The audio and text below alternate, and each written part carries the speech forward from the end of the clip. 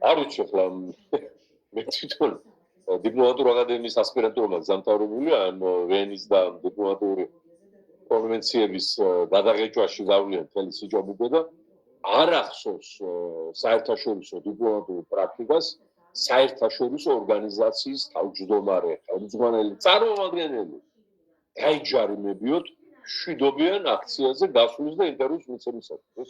ეს ომის გამოცხადება იყო თავისუფალ სამყაროსთან.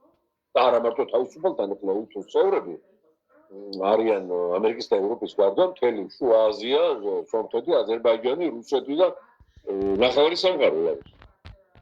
ეს უკვე მოგვითებს სასოწარკვეთას.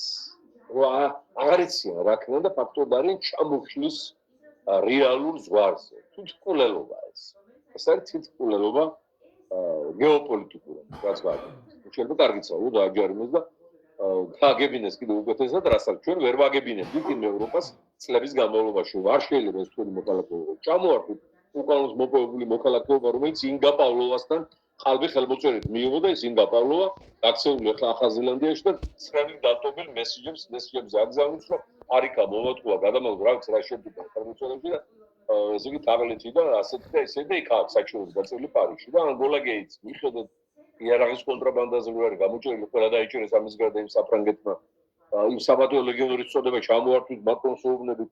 აი ახლა ნახეს თავიანთი გაზრდილისა და პროტეჟის რეალური სახე და ძალიან კარგია. ყველა სახელმწიფოც რეგიონიც გეოპოლიტიკური მოვლენას თვითონ წეს ხშირად თავის განაჩენს და იმ როზგებს, რასაც იღებს, ბევრწილად საკუთარ დამსახურებს. აი ეს